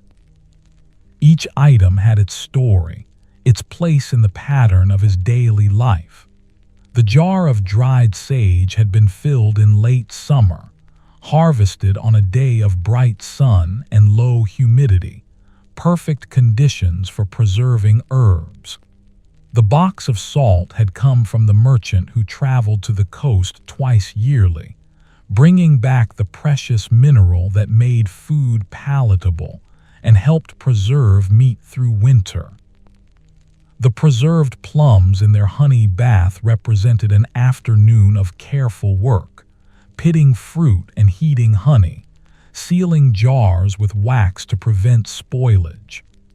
These objects were not merely possessions, but evidence of time invested, care applied, resources managed wisely. The rain continued through the afternoon, never slackening, maintaining its steady rhythm against the roof and window. The sound became so constant that it faded from active awareness, simply present like the fire's warmth or the light from the candle he had lit against the afternoon's dimness. Oswald completed his organizing and moved to the table, where he sat with his hands folded, content to simply exist in this enclosed, protected space, while water fell outside. No task pressed for completion. No obligation demanded action. This pause in daily routine created space for the mild contentment that defined his emotional baseline, allowing it to fill consciousness fully without competing demands. His thoughts drifted without particular direction, touching on various subjects: the garden's condition under rain, the coins secured in the counting house chest, the coming winter and its different rhythms, the years that had passed since he first came to this house and began shaping his life according to patterns that still held him comfortably. 20 years was not a lifetime, but neither was it insignificant. 2 decades of days accumulating into a recognizable whole, a shape that felt right, that suited his temperament and met his modest needs. The thought brought neither pride nor regret, simply acceptance of how time had unfolded and gratitude that it had unfolded peacefully. By evening, the rain had softened to a gentle drizzle, the heavy clouds having released most of their burden. Oswald prepared his evening meal in the usual fashion, adding extra wood to the fire for warmth and cheer as much as for cooking. The pottage tonight included the last of his carrots from the cellar, their sweetness complementing the barley and beans. He added thyme from the dried bundles, its flavor more concentrated than fresh, but still capable of adding depth and character. The pot simmered while he waited, steam rising and filling the kitchen with a savory scent that mingled with wood smoke, and the damp smell of rain-soaked earth coming through the window. The meal was eaten slowly at the table, each spoonful tasted with attention, the flavors registering clearly on tongue and palate. The carrots had softened completely, their texture yielding, almost dissolving into the thick liquid. The beans provided contrasting firmness, holding their shape despite long cooking. The thyme wove through everything, present without dominating, supporting the other elements rather than competing with them. This balance pleased him, reminded him that good results came from understanding how components work together, each contributing according to its nature. After eating, he sat at the table longer than usual, reluctant to climb to the cold loft while the kitchen retained its warmth. The candle burned steadily, its flame barely flickering in the still air. Outside, full darkness had arrived, punctuated only by occasional light from a neighbor's window or the distant glow from the cathedral where candles burned through every night. Norwich slept around him, its thousands of inhabitants enclosed in their own walls, following their own patterns, connected through proximity and commerce, yet essentially separate, each household existing as its own small world. Eventually, the fire burned low enough that staying in the kitchen became less appealing than the loft's blanket-created warmth. Oswald banked the coals carefully, ensuring enough remained to restart easily in the morning, then climbed the ladder with the candle in hand.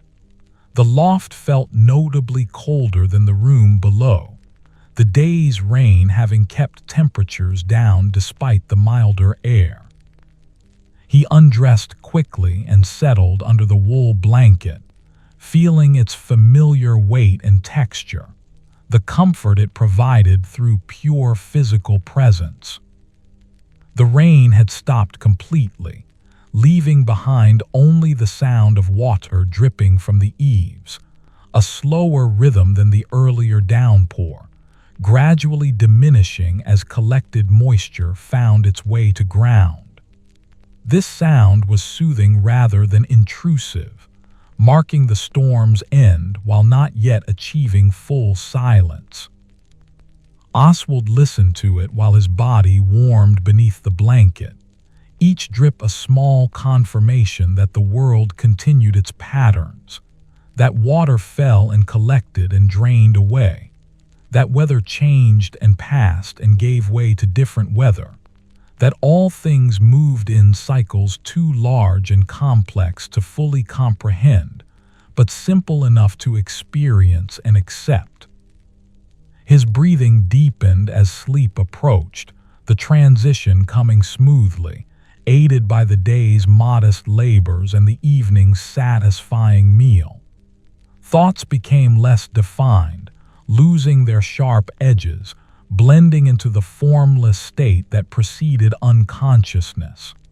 The last thing he registered was comfort, the blanket's warmth, the mattress's support, the house's protection, the day's peaceful completion. Then even this awareness faded, and there was only the darkness of deep sleep, carrying him through the hours until morning would bring new light and new small tasks, and the continuation of patterns that had shaped his life for 2 decades, and would continue shaping it for whatever time remained, reliable and comforting in their familiar rhythm. Morning arrived with clear skies, the previous day's rain having washed the air clean and left everything refreshed. Oswald woke to bright light streaming through the loft window, the sun already well risen, indicating he had slept later than usual. This departure from routine brought no concern, only mild interest in how his body had claimed extra rest without consulting his conscious will.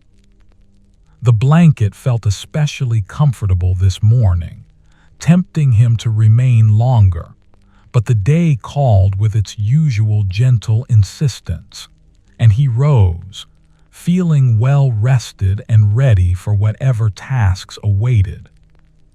The kitchen was cool but not uncomfortably so, the cleared sky having allowed yesterday's warmth to dissipate overnight. He built the fire from its banked coals and stood near the growing flames while the room gradually warmed. Through the window, he could see puddles in the courtyard catching morning light, their surfaces perfectly still, reflecting sky and clouds in miniature. The sight pleased him with its simple beauty, water transformed from falling rain to stationary mirror, serving new purpose in its changed state. After breakfast, he ventured to the garden, curious about how the herbs had weathered the storm. The gate's leather hinges had swollen slightly from moisture, requiring extra effort to open, but they yielded to steady pressure. Inside, the garden showed the rain's effects clearly, soil dark and saturated, leaves cleaned of dust, the overall appearance fresher and more vital than before the storm.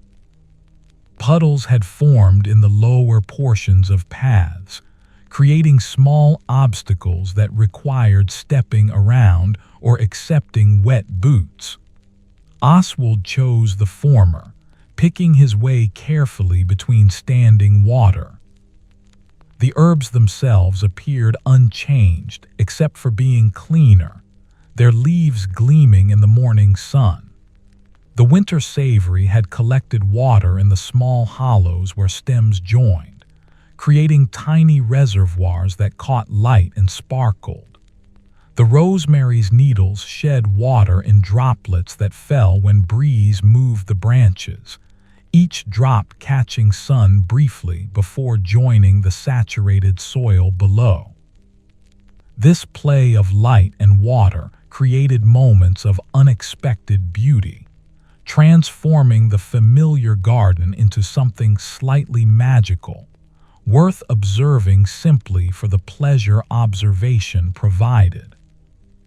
A blackbird had claimed the apple tree's highest branch, singing its morning song with enthusiastic volume.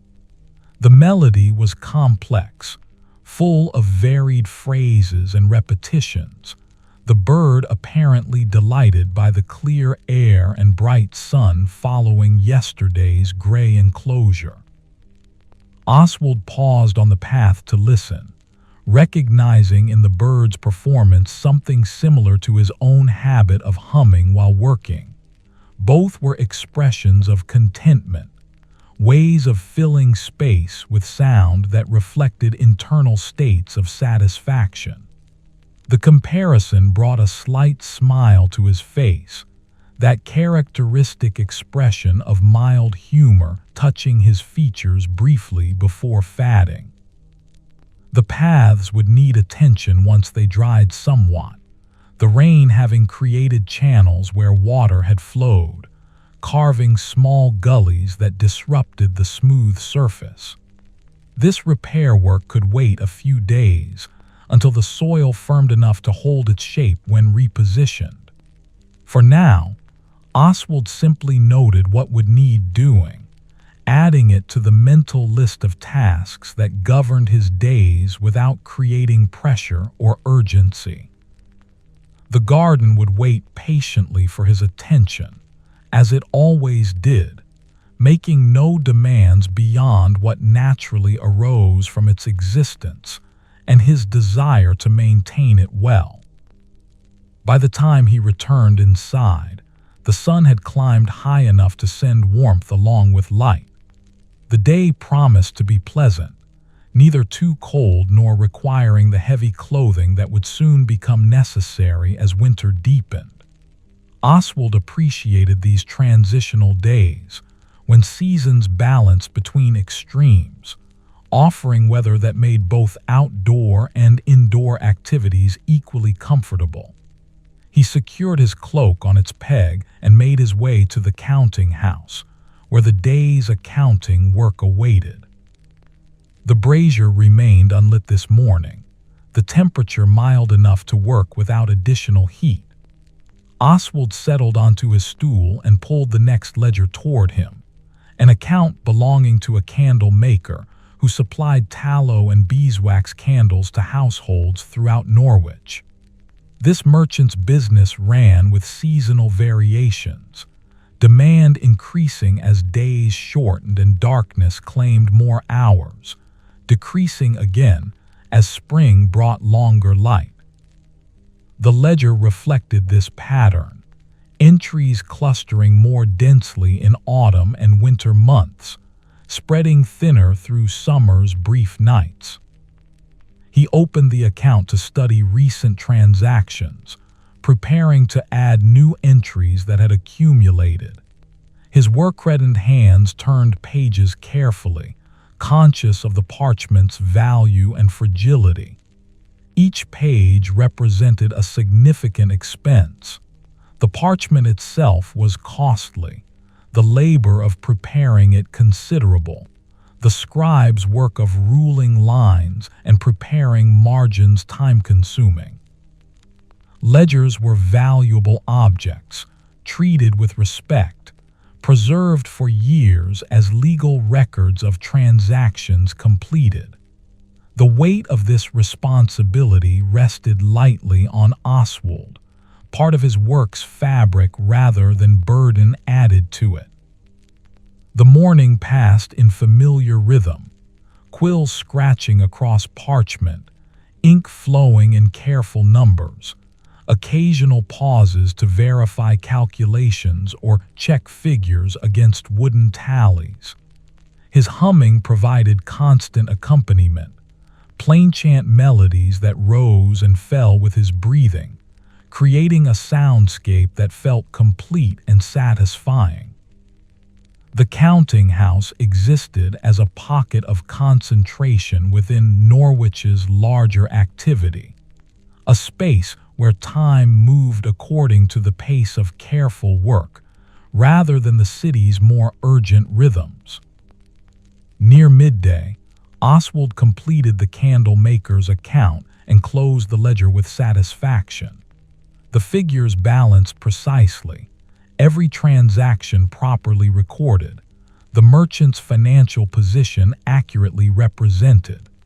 This correctness brought its own pleasure, confirmation that careful attention produced reliable results, that patience and precision combined to create value. He set the ledger aside and rose from his stool, stretching muscles that had held the same position for several hours.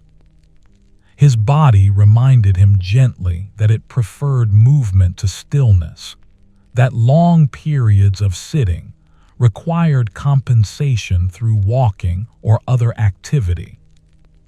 The kitchen welcomed him with retained warmth from the morning's fire, now burned down to embers but still radiating comfortable heat. He prepared a simple midday meal, bread, cheese, an apple from the cellar, and carried it to the table. While eating, he looked through the window at the courtyard, noting how the puddles had shrunk as the sun evaporated their water, how the ground showed patches of drying earth amid areas still dark with moisture. This gradual transformation marked time's passage more clearly than any mechanical device, nature providing its own clock through observable changes in light and moisture and temperature. After eating, he felt drawn to return to the garden rather than resuming indoor work. The day was too pleasant to spend entirely in the counting house, and no pressing tasks demanded immediate completion. He walked through the gate and settled on his bench, which had dried enough in the morning sun to sit comfortably. From this position, he could see the entire garden laid out before him, each bed in its place, each plant following its nature, the whole space existing in that careful balance between wildness and cultivation that he had worked to achieve over many years. The blackbird had left the apple tree, but the robin remained, hopping along the ground searching for worms that rain had brought closer to the surface. The bird moved with characteristic stops and starts, running a few steps then pausing to listen, head cocked at that precise angle that allowed hearing underground movement. When it found prey, the robin pulled firmly, extracting a worm from soil and swallowing it quickly before resuming the search.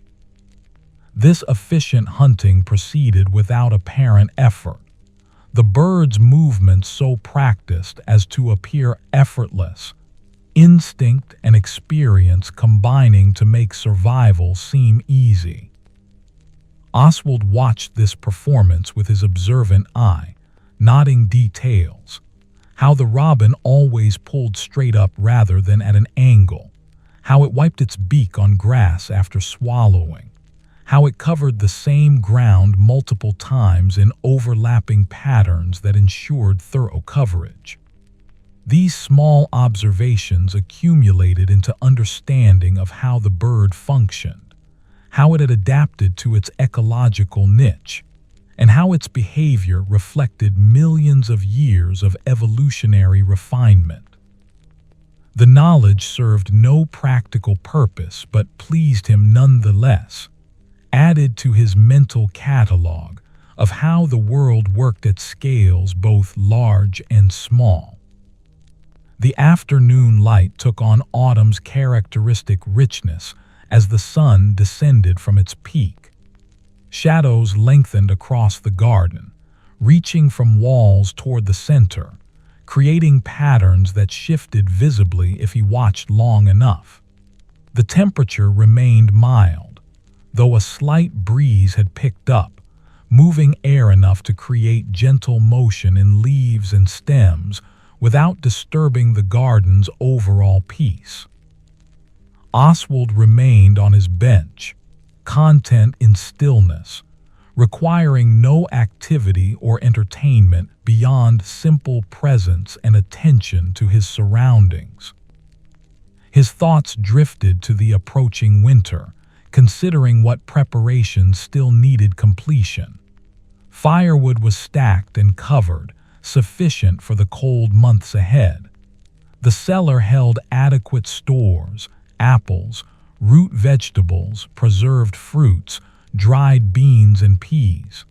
His clothing was in good repair, his wool garments thick enough to provide warmth through the coldest weather. The counting house could function through winter with the brazier's heat, and the garden would largely care for itself, the hardy perennials surviving without intervention until spring called them back to active growth. This mental inventory confirmed what he already knew, that he was prepared, that the season could arrive without finding him wanting. The tabby cat appeared on the eastern wall, resuming its regular circuit after yesterday's absence. It sat in its characteristic pose, tail wrapped around paws, and regarded Oswald with calm feline assessment. He nodded to the animal in greeting, and after a moment it blinked slowly, that deliberate gesture cats use to signal contentment. Then it stood, stretched with exaggerated thoroughness, and continued along the wall. But this time, instead of disappearing immediately, it paused at the corner, looked back at Oswald once more, then leaped down into the neighboring garden. The extended interaction felt like progress in their relationship, though what that progress meant or where it might lead remained unclear and unimportant. The bells for vespers rang across Norwich, their overlapping tones creating the familiar evening harmony. Oswald listened until the last echoes faded, then rose from his bench and walked slowly toward the gate. The day had been productive in its quiet way. Accounts balanced, garden observed, rest taken without guilt, small pleasures noted and appreciated. Tomorrow would bring similar patterns with different details, continuing the rhythm that had shaped his life for 2 decades. This predictability brought deep contentment rather than boredom, confirming that he had found a way of living that suited his nature completely. The evening unfolded through its established sequence. Fire built up, pottage prepared with barley and the winter savory he had harvested days ago, meal eaten slowly while candlelight pushed back encroaching darkness. The food warmed him thoroughly, its heat spreading through his body from within, more effective than any external fire at creating comfort. Between bites he rested, allowing digestion to begin before continuing, treating the meal as meditation rather than merely fuel. The pottage's flavor was subtle but satisfying, the winter savory's peppery notes balanced by barley's mild sweetness, and the rich base created by days of accumulated cooking in the same pot. After cleaning his bowl and securing the kitchen, Oswald climbed to his loft, where the blanket waited with its promise of warmth and comfort. The night was clear, stars visible through the window in countless numbers, their light traveling vast distances to reach his eyes in this particular moment. He lay on his mattress looking up at them, thinking about how many people throughout history had looked at these same stars, how the patterns remained constant even as human civilizations rose and fell, how the cosmos continued its vast workings utterly indifferent to individual human concerns, yet somehow providing comfort through that very indifference. His breathing slowed as sleep approached, the transition gentle and natural, his body recognizing the familiar signals of horizontal rest in darkness. The day's labors had been modest but sufficient, leaving him pleasantly tired without exhaustion, ready for sleep's restoration. His last conscious thought was gratitude, for the day's weather, for the garden's health, for balanced accounts and adequate food and comfortable shelter, for the accumulated small blessings that made his life not merely tolerable but genuinely satisfying. Then even this thought dissolved into the formless darkness of sleep, deep and peaceful, carrying him through the hours until morning would bring new light and the continuation of patterns that would unfold reliably, day after day, season after season, marking time in the only way that truly mattered, through lived experience of modest contentment, carefully tended and deeply appreciated.